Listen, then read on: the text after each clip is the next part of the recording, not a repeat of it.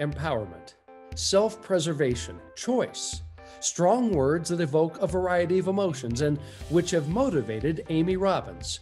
Amy is co-founder and CEO of Alexo Athletica, a unique women's apparel company whose mission is to defend and to help women find greater confidence to live and protect themselves as they see fit. Fast becoming a national phenomenon, Amy is this week's Game Face exec. And it's a real thrill to welcome Amy Robbins, who is the co-founder and CEO of Alexo Athletica, straight from Dallas, Texas. Amy, welcome to Game Face Execs podcast. Hey, Rob, it's so good to be here with you. And I have to give you kudos because Alexo Athletica is so hard for people to say. So I need to know, did you practice that several times before I came on? You know, I've said it many times before. I stumbled the first few times I tried it, but by now it's old hat. It's the alliteration, and there's a lot behind how we chose Alexo Athletica, but I always have to give props to people that get it right the first time. So good job. Thank you. I appreciate that. We're off to a good start. So let me ask you, Amy, when you and I have spoken, it's so interesting to find your background and your varied interests. And when people ask me, how would you describe Amy Robbins? Quite frankly, I don't know how to put it into one phrase or even certainly one word. I've thought of, well, she's an entrepreneur, she's a businesswoman, she's a gun rights advocate, she's kind of a non-traditional feminist. So how do you describe Amy Robbins, if you could? Rob, honestly, I think I'm still trying to figure that out. I've never been somebody that gets too wrapped up and concerned with titles and descriptions, because honestly, I feel like that puts you in such a box. And so, I definitely see I have several titles that you just gave, and those are all good. But I definitely want to add mother and wife to that list as well, because those are the two most important things. I would say the two most important titles that I hold over any of the other things that I do. Well, and I appreciate that because just about a year ago, you became a mother, didn't you? I did, probably during one of the craziest times in my lifetime. He came 5 days after Dallas kind of shut down everything. So, we were right in the middle of the pandemic, and I said, it's going to make a great birth story. We saved the front page newspaper for him so we could tell him everything that was going on. But yeah, I had my first child in March of last year. So it's been an exciting year for sure. Congratulations. And you and your husband co-founded the business. Is that fair to say? We did. Yeah. So gosh, I couldn't do this without him. He's been so incredibly supportive the entire time. I pitched this crazy idea to start a clothing company that gave women the ability to carry self-defense tools about 5 years ago to him. And I had all my research planned out because I really wasn't really sure how he was going to accept this, because there's a new athletic company popping up every 10 minutes. And so to get him on board, I really had to make my case and show him all the research that I had done, and also share my personal experience with him as to why I thought this product was so incredibly needed. And really, it didn't take that much convincing. I laid it all out for him, and he was like, I'm in, I'm on board. What do we need to do? And I looked at him and I said, I have no idea. I don't have a background in manufacturing. I don't have a background in fashion design. So I'm not really sure what we do, but I think I know enough people in this industry that we can figure it out. Let's go and let's do this and let's make it happen.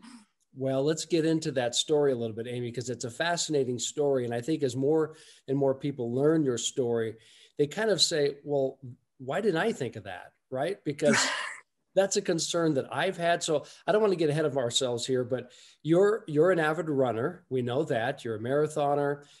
You love fitness.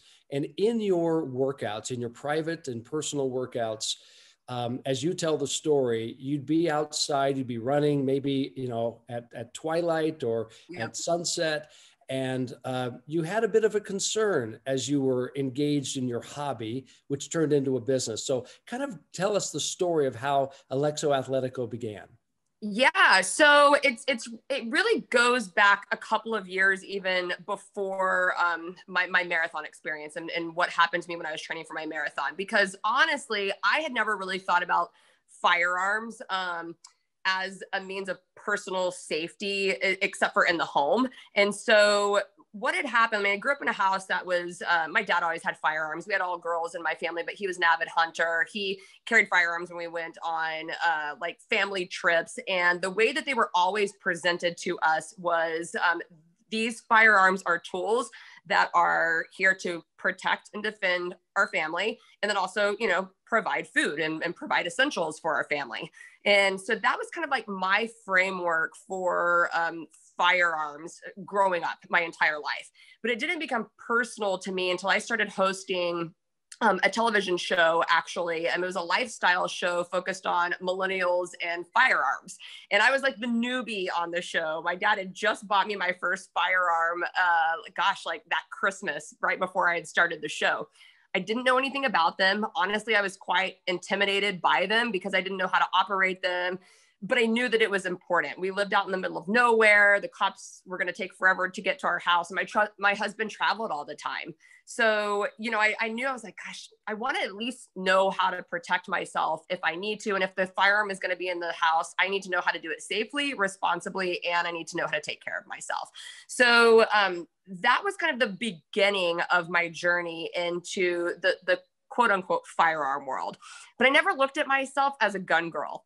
I looked at the firearms community as something that was very much not me.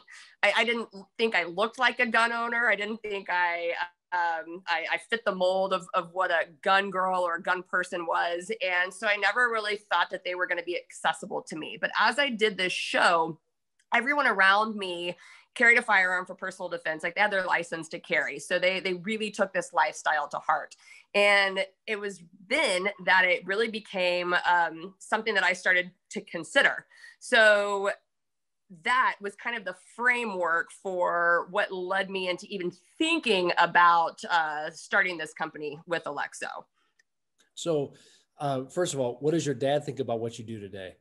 Oh my gosh, he thinks it's so cool. Actually, it's really funny because now my dad and my husband both come to me when they have questions about what firearms to buy.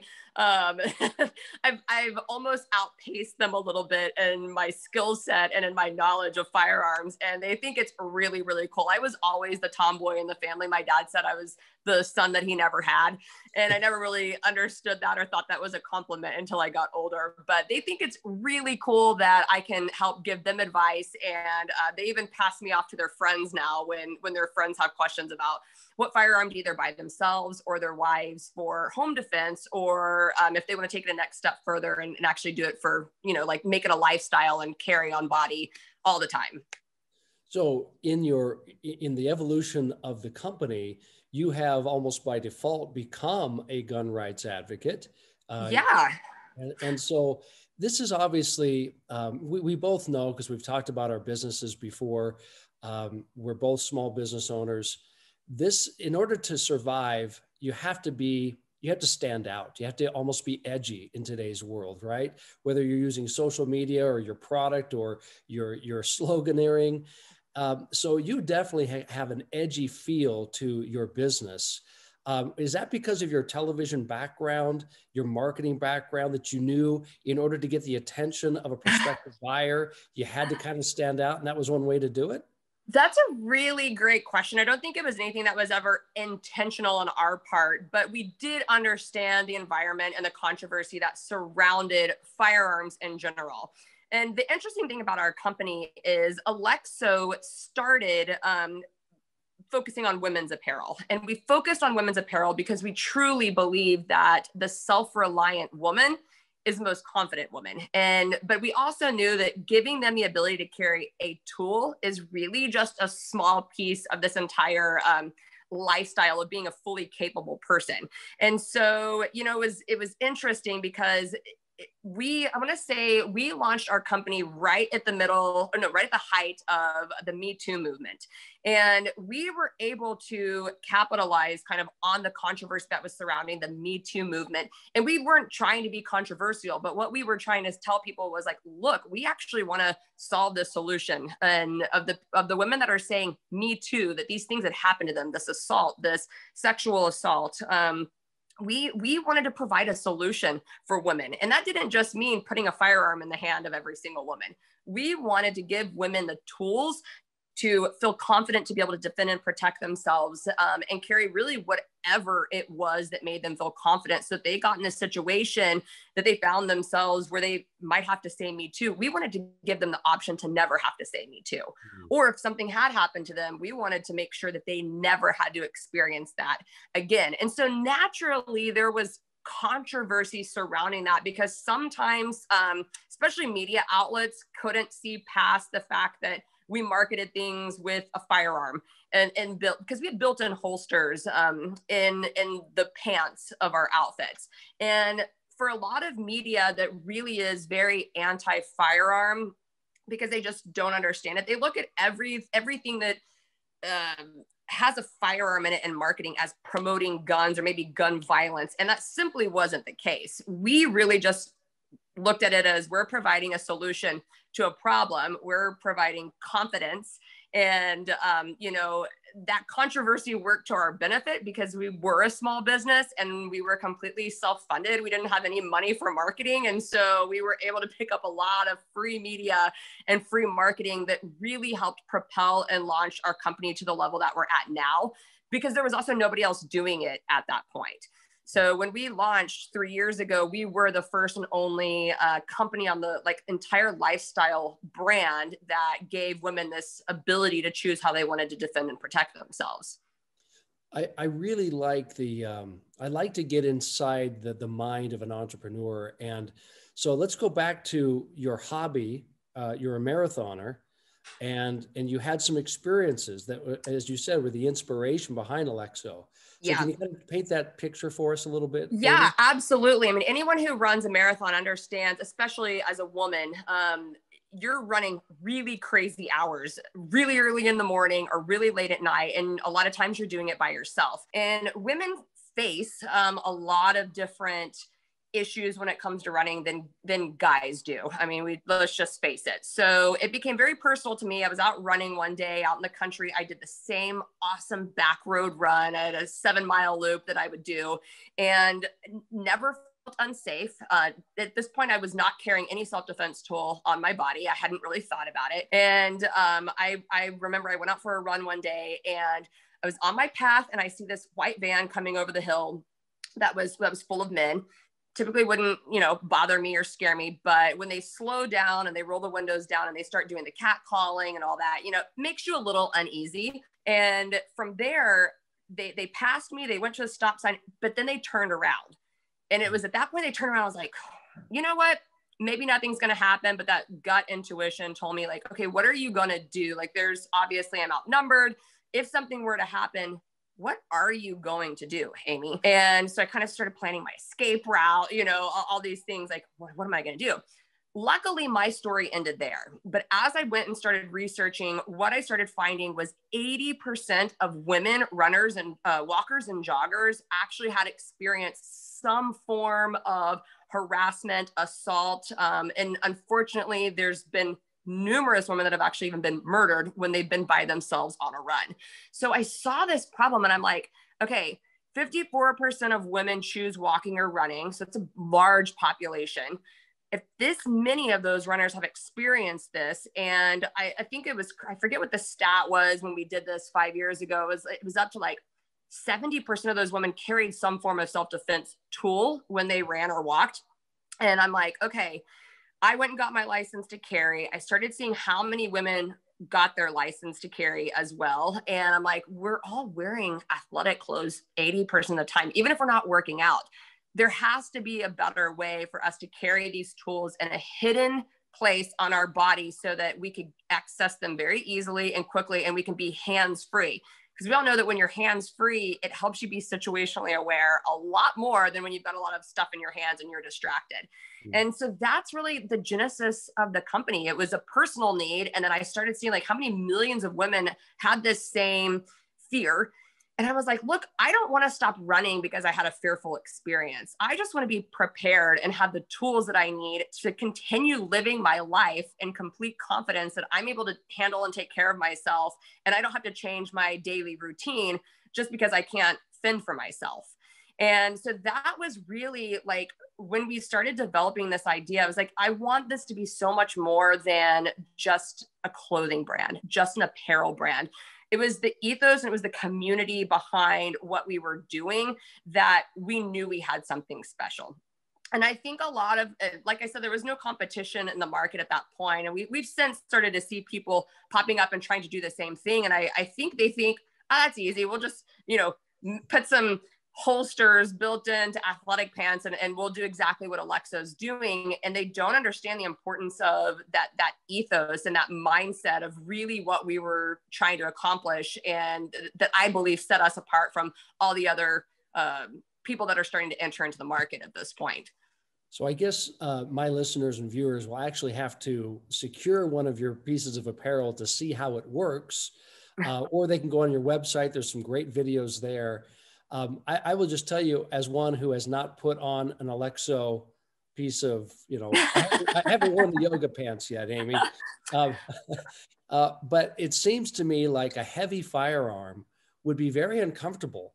Now, granted, there's people who are concealing weapons constantly. They have the license to carry. Yeah. But when you're exercising, it seems that would be uncomfortable. So how did you work yourself around that? Yeah, that's actually a fantastic question. And I always say that the women's line was a lot easier to overcome that challenge than the men's line. We've been working on our men's line now for a little over a year and a half, and COVID set that back a little bit. Men like to carry super heavy firearms, but because I was in the industry before this, I knew what the most common models were that women were carrying on a daily basis. They were small, subcompact, micro compact even. And I knew for a woman, like it's a lot harder to conceal big guns. So we typically will gravitate towards smaller models. So when we built that with that in mind. And the factory recommendation is actually 23 ounces loaded weight or less, which show the most common models for women carrying firearms, a SIG P365, a SIG 938, a Glock 43, Ruger LCP. So really small models. And those are, because they're the most common models, those are the ones that fit into our pants. I do get asked every now and then, are you going to make a model that we can carry our Glock 19? And I'm like, probably not, because I don't know a woman that wants to go run 12 miles with a Glock 19 like on her hip, usually that's from law enforcement officers that we get asked that question because their duty weapons are typically heavier, they have a higher capacity. And so we get asked that a lot from like our FBI agents and our law enforcement, but most women carry small firearms. And that was another concern, was the comfortability of it. A lot of barriers to women carrying is how uncomfortable a big, bulky Kydex holster is. And so we wanted to eliminate that. And that's why we went with these really great cloth holsters that make it super convenient and super comfortable to carry. So I think it eliminates a lot of barriers of entry for women to want to carry on body. And it eliminates that need for them to throw it in their purse, which I think is really ineffective. And it gets more people carrying on body, and which to me is the most effective self-defense method if you are going to choose to carry a firearm. Well, and as you mentioned earlier, quite frankly, we're wearing athletic gear when we go shopping, right? Yep. When we're going to watch the kids' soccer game. Uh-huh. So it's not just for exercising. And I also, I've seen your apparel, and it carries all kinds of instruments, like a phone, for example. So it's not just for firearms. Exactly. I mean, we wanted to make a very functional utility line because like I said, like we just want to give the tools to men and to women to live a self-reliant life. So whatever can help you be hands-free, whatever can help you, we load those things with pockets. I mean, our signature line has over 10 storage spaces built into the leggings. So, I mean, you can go purse free if you want to, and not have to worry about that, which I did. I went to NASCAR and didn't even have to worry about taking a purse because I just packed all my pockets out and it was super convenient. So, I mean, moms are wearing these pants, even moms that don't carry a firearm, they're wearing it because they're finding it super convenient to just put everything on their body and have quick access to it when they need it. And so that's what's been most exciting to us, is that there are a ton of women that are understanding, like, look, I may not carry a firearm, I may not ever have a need for that, but I do want to have functionality and utilities and pockets and places. And I like the idea that this company supports my right to choose how I want to defend myself. And so a lot of people are jumping on board with the Alexo community and the Alexo mindset, because they understand, like, we're not just about empowering people and giving people confidence through the ability to, like, strengthen their body. We want to help them have a sharp mind, a strong body, and the tools that they need to say, I can take care of myself in any situation. And so that ethos of and the mission of our company is truly what sets us apart from other athletic companies that are entering into the market on a day in, day out basis. And this idea of empowerment to me is really inspiring, because frankly, it's tragic that you even had to think about starting this company. Agreed. Yeah, no, I agree. And yet, thankfully, your mind and your experience and your spirit said, you know what, there's got to be a solution, because I have the right to exercise or to be out in the public when I want to be out, where I want to be out. And I shouldn't be limited by my fears. Right. And so you've empowered women. And I like how you've described it both here and also in your marketing materials, that you're giving people, especially women, the right to choose how they want to defend themselves, but also how they want to live. Exactly. And I think it's brilliant. Well, thank you. I mean, that was the most important thing to me, is especially, like I said, since we started out with women's apparel only, but it doesn't change. Even men want to be competent and capable and able to take care of themselves no matter what situation they find themselves in. So men and women, we're seeing them every single day going out and finding tools and places to sharpen their mindset, to increase the strength of their body. And then for so many people, especially in America, they are, like, a part of that being an ultra capable person is being a prepared person, whether that's prepared with your self-defense, prepared by having a spare tire in your car just in case you need it. They're really starting to think of preparation a lot differently. And being a prepared person is really the number one thing that gives you peace of mind, no matter what situation you find yourself in. And so that's truly at the core of what we're doing.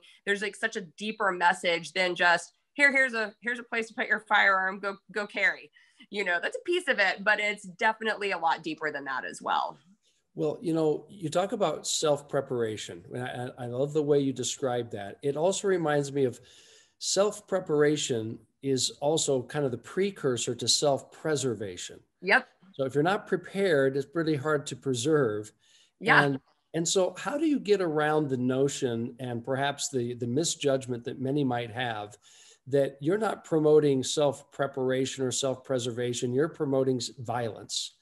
And you've kind of addressed that, Amy, but if you could go a little bit deeper into that, because in today's climate, especially in the United States, where it seems like firearms are becoming more prevalent in the news, they seem to be the instigator of more news events. I've got to perceive that some people are cheering you on while other people wish you would go out of business. And you're exactly right. Yes, we definitely have seen both sides of that. And that's why we feel such a responsibility to continue to educate and to continue in our marketing efforts and the promotion of this entire mind, body, armor idea, where it's so much more than the firearm. And we want to continue to push on this idea that we have a right to choose in this country. And, you know, we can play that game too with the right of choice. And, you know, I think we've done a good job and been able to kind of navigate these tricky waters, because it hasn't always been just about the firearm to us. It never was. It never started out that way. I'm a licensed firearm instructor. I'm a certified instructor. So it was natural for me to carry a firearm. But with our initial messaging and branding, like it was never just about that. And so we can always point back. We've been very consistent in our messaging from day one, and we can always point back to this isn't just about the firearm. So there are some media outlets that have wanted to make it all about that. And oddly enough, the thing that really surprised me, most of the pushback actually came from other women, actually came from a lot of women who believe misguided stats when it comes to firearms. And I try to just push back and educate and say, look, like women, one of the biggest stats that they like to tout is, a woman is more likely to die in a household where there's a firearm. And I'm like, well, I think women are ultra capable of learning about that firearm and using it in a self-defense situation if they want to. I don't like the idea that a woman isn't smart enough or strong enough or capable enough to learn something like a firearm and use it in a self-defense situation. So it's super important to me that we just continue to hone in on the fact that this is, women are able to do this. They're capable of doing this. And with the right training and the right safety measures in place, it actually can be a tool that can be used towards their benefit. But it has been interesting to see this. But look, we say on our website that we want to apologize for being Second Amendment advocates, because I believe the Second Amendment gives us the right to choose how we want to defend ourselves. Yes, it's about bearing arms, and bearing arms is kind of the pinnacle of a self-defense tool. But ultimately, it recognizes that we all have a right to life and a right to defend that life. And so really, it still gives people the opportunity to choose mace or a taser or whatever else they choose to defend and protect themselves. Because right now, it is recognized under our Constitution that we have that right to defend our life. And so I don't apologize for that. And that will always be at the core of who we are. And so, yeah, it's definitely been interesting as we've navigated all of those. Everyone has very strong opinions on firearms. So, well, some of those opinions, I'm not saying all, but I say some, are probably based on either side. Mm-hmm. I think could be based on misinformation or misunderstanding. And let me give an example of that. It's you and I have chatted before about the fact that I have a relative who is very much a gun advocate because of the things that you just articulated. They feel the same, and they're very strong in that. And they have educated me on things that I never considered in the past. And so one of the things that I've learned from them is that gun owners who are responsible, which are the vast, vast majority of gun owners, have a strict rule of ethics that they abide by. And in fact, I'd like you to talk a little bit about that. In the world in which you find yourself, in which you are commercializing your hobby, which turned into a business, those who are responsible gun owners do certain things and are required to do certain things. And it's not because they're compelled to do it. I find it's because they have a desire to act and live responsibly as individuals and as citizens. So can you give us a little bit of peek into that world of gun? I'm glad you brought that up, because there is a misconception about gun owners that really is just flat out wrong. My experience, and I've been in the industry for a long time now, every gun owner that I know takes safety and training very, very serious. And they take it very serious because they understand that if they don't, then they're a part of the problem. They're a part of the problem that could get that right stripped away. And so they go to the range and they practice. They know how their firearm operates. They know the 4 basic gun laws of safety and to make you a responsible gun owner. They're storing their firearms. They're thinking about the safety of their family and their home. They don't have to be told or mandated from the government to be safe gun owners. They're doing it because they understand the importance of doing that actually helps preserve the Second Amendment. And especially to take it a next step further, those that have their license to carry, that's a whole nother level of safety, training, and responsibility. You're talking about a group of individuals who have said, I want to take my safety into my own hands. I don't want to have to rely on anybody else. And in order to do that, I need to be extremely trained. I need to think of all of the scenarios. It really starts with the mind. The mindset is the most important thing for people that carry a firearm, because they're thinking about every way to get out of the situation to have to use their firearm. They are not thinking about going into a fight and using their firearm. Every concealed carry holder that I know is thinking, I need to be so situationally aware that I can get out of this situation and never have to draw my weapon. But you can't do that unless you're trained in situational training. You can't do that unless you're looking at your surroundings constantly. And so when I say these people are very responsible and they have very good mindsets, these are the things that they're thinking about on a daily basis, which is just it's a higher level than the normal gun owner who just keeps their firearm at home and never touches it and never actually has to go to the range and use it. So, they're spending their time, their money. It's a very expensive hobby to get into shooting. And when you're going to carry a tool on your body that can take life, you better take it very serious. You better be at the range knowing where your target is, knowing what's beyond your target. That's super important when it comes to shooting. You better know how to store that, how to operate it, how to draw safely, so that you don't harm yourself or anybody else that you weren't intending to. So, there's a lot that goes into carrying a firearm on your body than just grabbing a gun and putting it in a holster and calling it a day. And so, that's, I have to educate people on that, because a lot of people that are, we'll call them anti-gun people, a lot of that is based in fear. A lot, and not every one of them, but a lot of people who are anti-gun or who are pushing for this legislation to remove and restrict people's rights to own a firearm, it's because they don't understand the safety and the training and the responsibility, or they've never picked up a gun and shot it themselves. And they can be extremely intimidating, and there is a lot of fear behind that. But I just find that the more I educate people, I take a lot of my friends who are quote unquote anti-gun to the range, and they're like, oh, okay, that wasn't so bad.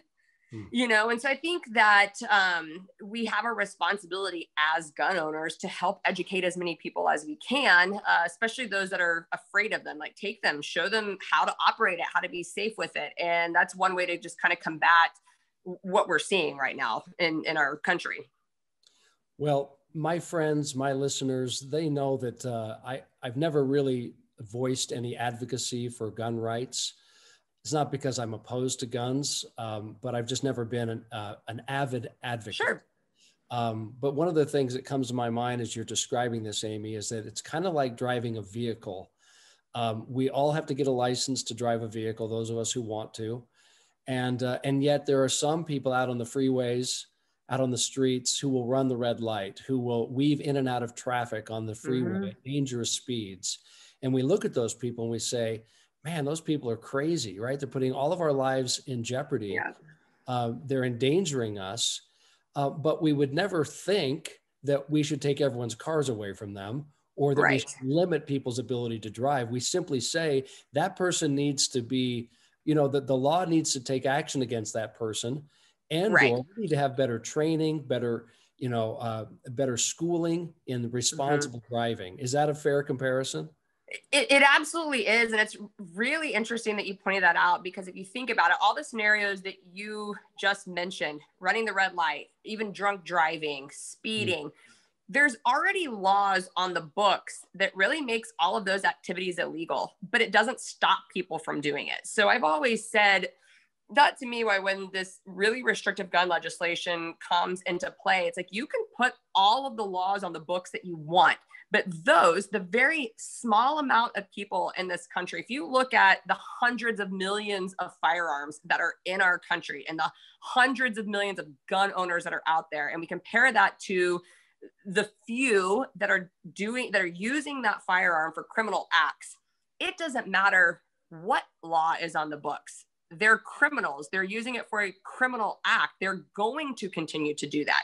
So I always tell people, like, what the stricter legislation does is it actually just infringes on the rights of the law-abiding citizens, those who are already taking responsibility and safety very, very serious. And they would never do anything to intentionally harm anybody or do anything criminal with their firearm. And so, that's why I push back on a lot of this legislation, because I just don't think that it's going to solve the problem.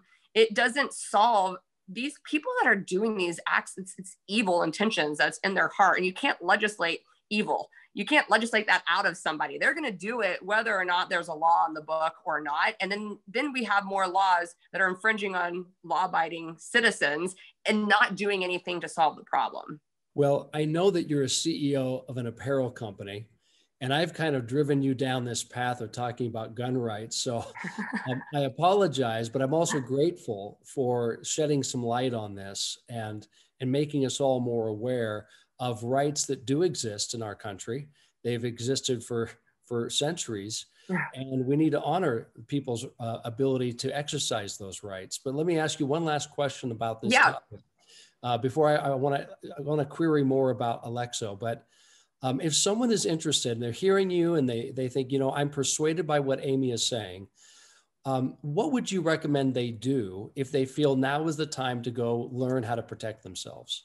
Yeah, they would be joining the 8 million first-time gun owners that bought firearms this year alone. We are seeing unprecedented numbers of people going out and buying firearms. And on one hand, I'm excited about that. On the other hand, I'm like, okay, it's not just about going and buying a gun and calling it a day. I highly recommend many steps and many things prior to buying your first firearm, making sure that you get to the range and work with a really excellent certified instructor who can show you how to operate that. You need to know how to operate your tool. You would never, throw somebody, to use your car analogy, throw them in the car, give them the keys, and then just say, go have fun with that, because the car can be used as a deadly weapon as well.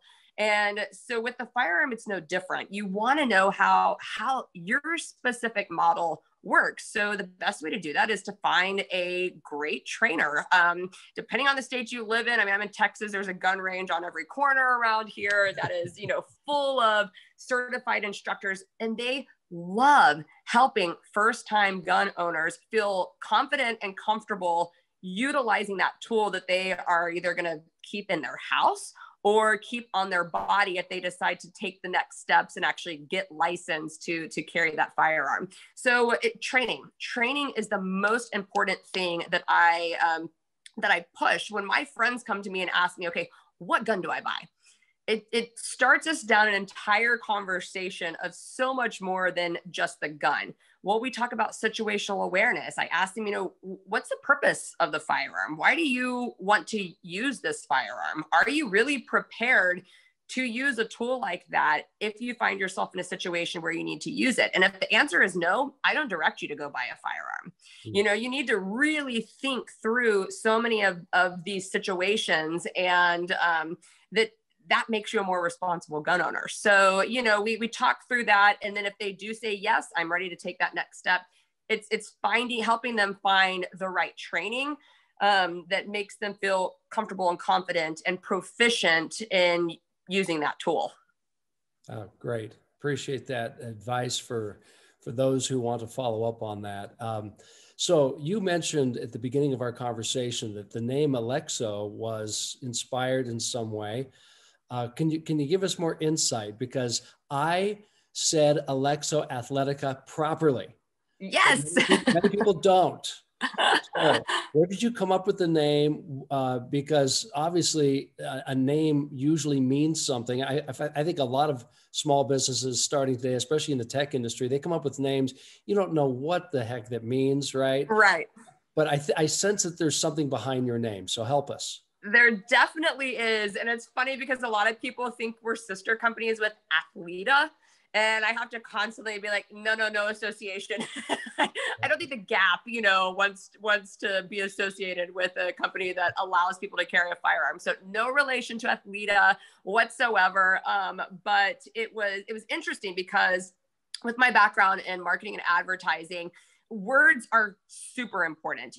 I wanted to be able to encompass so many different things in one or two words. And so for me, I've always loved the Greek language for that reason. It can take one word and have an entire definition of what that one word encompasses. So the Greek language is really unique in that sense. We're a little different with the English language. We got to say a lot of words to say what we want to mean. And in the Greek language, you don't have to do that. So I was looking through the Greek words and I was like, I want something that embodies strength, confidence. I didn't know if I wanted it to be this warrior spirit or what, but I wanted it to just embody all the things that the brand was going to embody. So I started Googling, like goddess of war and warrior and this, and Alexandra popped up as the Greek goddess of war. And as I looked into that, the root word Alexo was actually the part of the word that meant to defend and to help.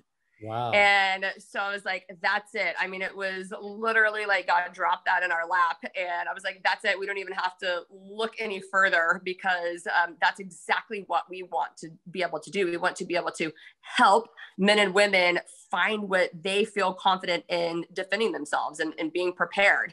And then I loved the word Athletica because I just thought that it was, Alexo is a little masculine and Athletica is feminine. So you have that good like juxtaposition, but also since you have two A's, we are a 2A company. So it just kind of worked out perfectly. And then it was funny because then I was reading Sarah Blakely is one of my just idols. I love her story with how she created Spanx.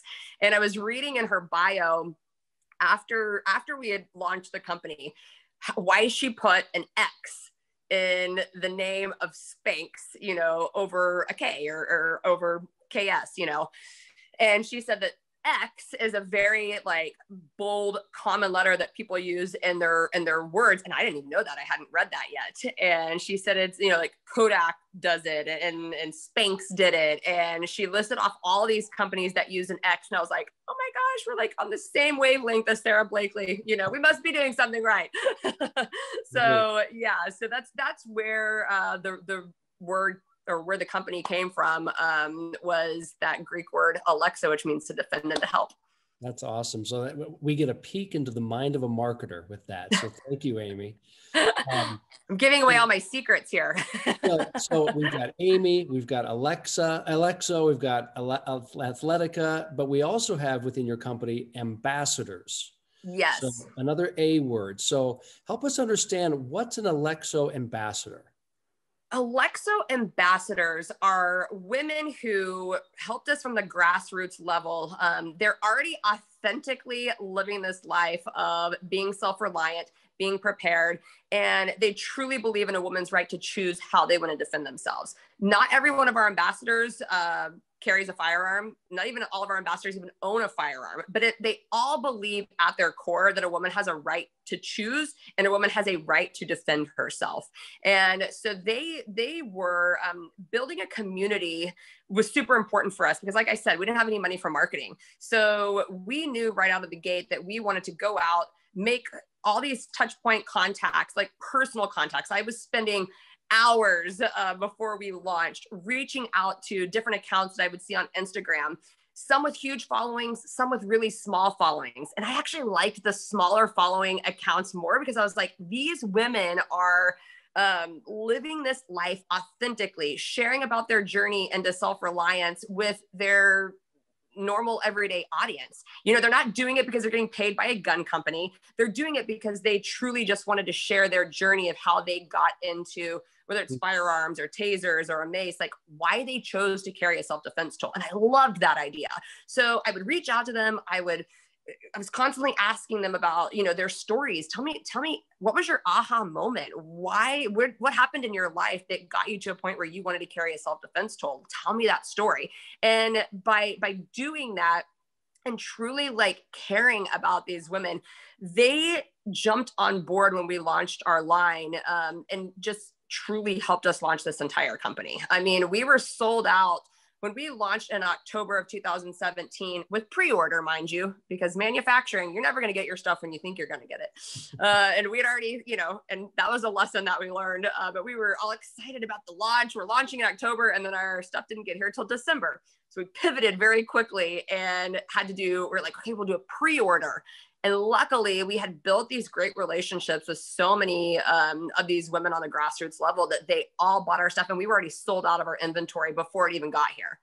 And so that was like a really great sign to us. And so now we encourage women to sign up for our ambassador program, and we do vet it. I mean, we do obviously want to make sure that every person is extremely, if they are going to post firearm pictures, we're not going to go and sign on an ambassador that we see are not handling their firearm right, that don't have good trigger control, that are pointing their gun in an unsafe direction, or they're not utilizing proper trigger protection, you know. So we actually do vet our ambassadors because we really wanted it to be, we don't care about the numbers and the quantity of ambassadors. We care about the quality of the ambassadors, because especially when it comes to something as serious as promoting firearm and concealed carry, we have to really know that these people are living the life and they're taking the safety and training and responsibility very, very serious. Wow, it's very impressive. Speaking of impressive, you indicated that you and your husband, when you founded the company, basically bootstrapped this thing, right? You didn't raise a bunch of capital. So I have a lot of entrepreneurs who tune into Game Face Execs podcast, people who are thinking about starting their own business or have recently done so.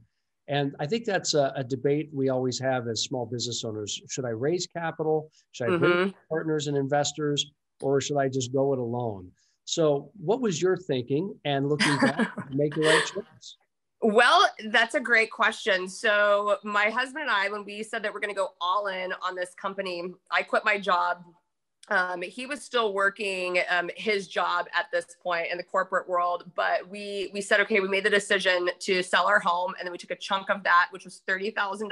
We invested that in the first round of inventory and said, okay, like that's our risk tolerance right there is 30 grand.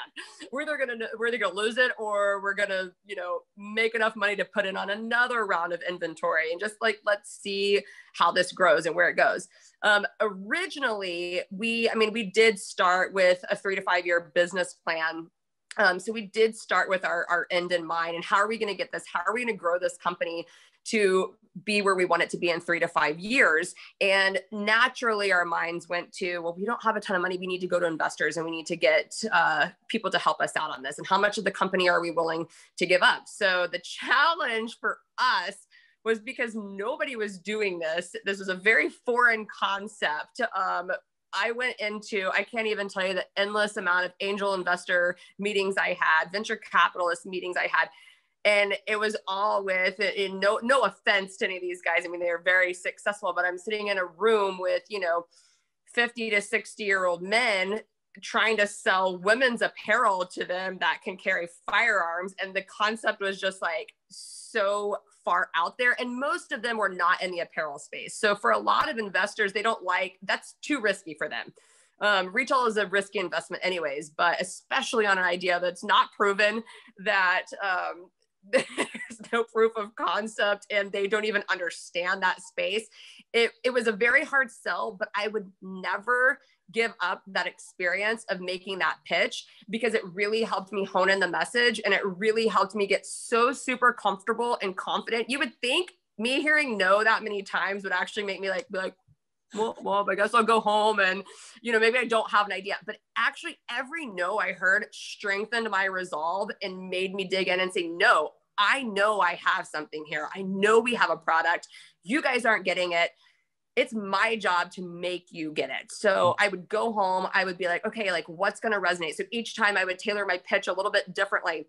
And we got so close so many times to, we're right there on the brink of getting an investment, and, just the risk wasn't there. And also, like I said, we didn't have money for marketing. So we were limited on how much inventory we could buy and then sell. And so, the sales numbers just weren't there right out of the gate for a lot of investors. And that was fine.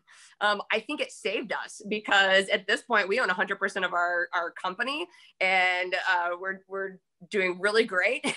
and we didn't have to give up a percentage of our company and a percentage of our dream to work with partners that didn't really understand the concept. So, our next level of where we're going, we do see potential. I mean, investors are calling us. I don't have to call them and set up the pitch meetings. They're calling us. And so it's kind of nice that we get to navigate through that and say, you know what, not right this second. We don't need it right now, but here's where we're headed and maybe in the future. So I never burn a bridge there. I always keep those relationships going in case we do need that in the future. But, you know, every company is so different. You said you've got a lot of entrepreneurs that are listening to this show, and it's such a personal decision on what you choose to do. It can be extremely stressful to bootstrap it yourself, but it can also be very rewarding if you're ready and willing to put in the time and the effort to really grow it. And do you believe enough in your dream that you work hard to make it happen?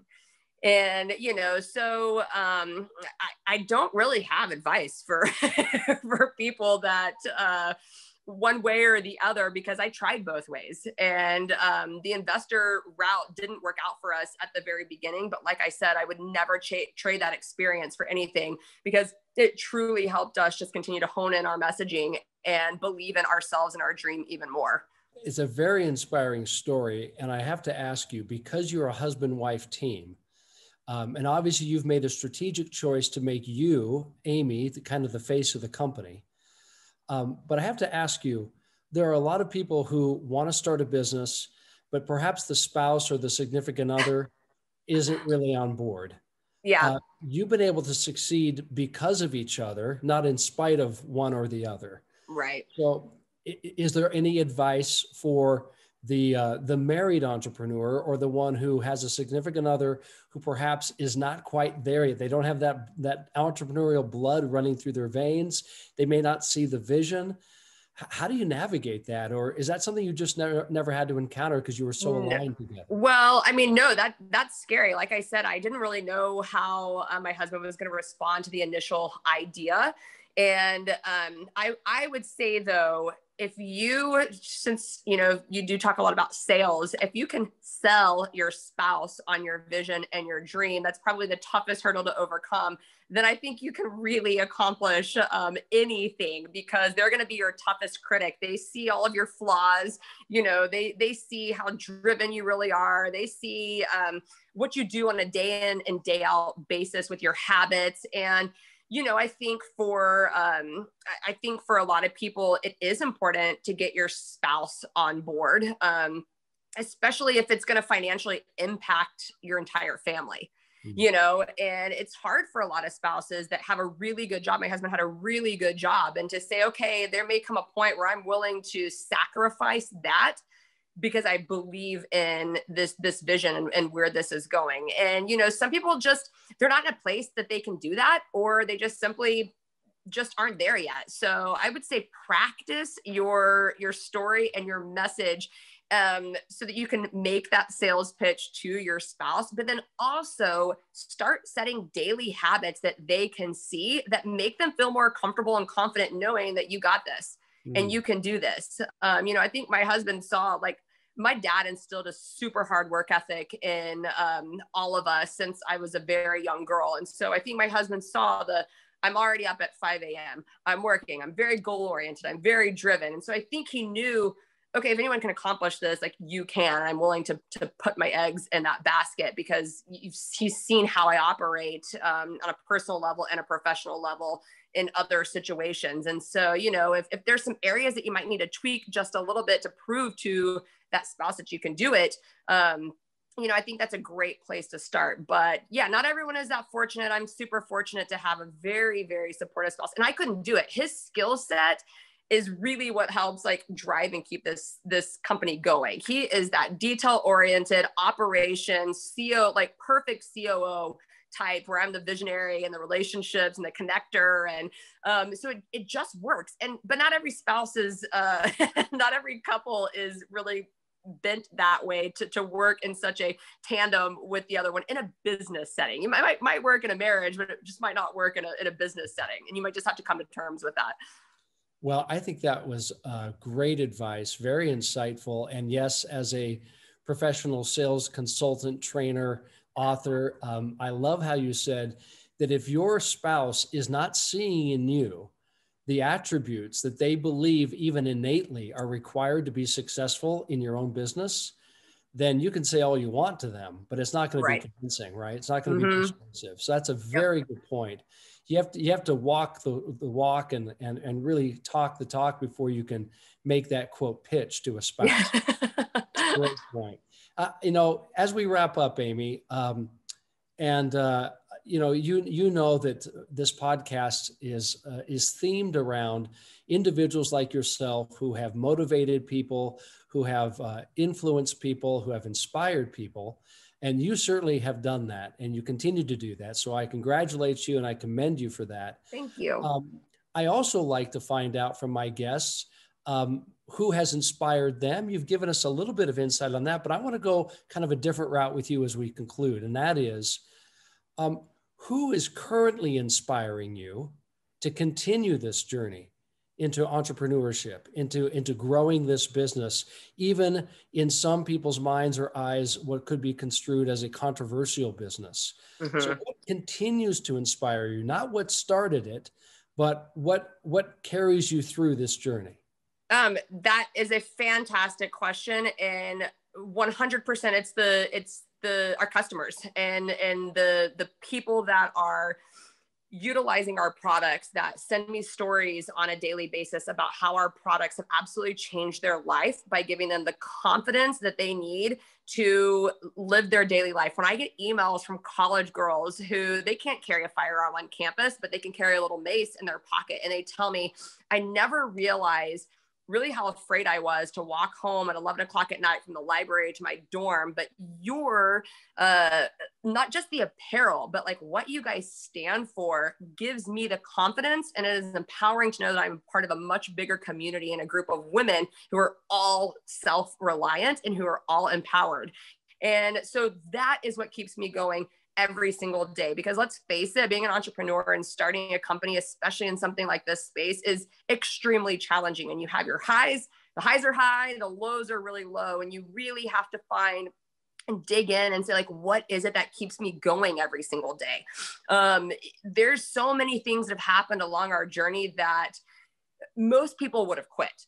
And honestly, like, we thought about it several times. And then right at that moment, I would have gotten an email from either a college student or an FBI agent telling me, like, thank you so much for making me feel feminine when I carry. And it's like the reasons why people love Alexo are so all over the map that I couldn't have even written the script on all of this. So just to hear from each and every one of them about what the brand has meant to them and what our stance, because we take a lot of the punches for them. And so I think that it gives them confidence when they see that I'm able to go out there and I'm able to face the media and I don't back down from really what I believe in, because I'm doing this for all of those women and really the men too. I'm out there fighting for each and every one of them because of how important I believe this mission is. And so I think that gives them confidence to know that they can look at somebody who's not only making awesome apparel for them that makes them feel good and look good and gives them, all of this ability to carry their self-defense tools, but they know, like, we're out there standing up for their rights. And I think that is super important to them. And that's why they feel like they're a part of this community. And they are truly the ones that keep us going every single day. Well, Amy, I'm pulling for you. That's why you're a guest on this podcast today, because I'm pulling for you. And I love how you have been able to explain your motivation and what continues to motivate you and inspire you. So I would encourage my listeners and viewers to go to alexoathletica.com to learn more. And we'll just continue to watch your success and wish you and your husband all the best as you continue forward. Well, thank you so much for having me on. This has probably been one of my favorite podcasts that I've ever done, because I love not just focusing on the firearm section, but the actual business itself. And so I really appreciate this opportunity. So thank you. It's been a pleasure. Take care. You too. Thanks for being a part of this episode of Game Face Execs. If you found any of it useful or helpful, please rate or like and subscribe to our YouTube channel. I always appreciate you referring us to others as well. I'll see you next week. Until then, persuade, influence, inspire.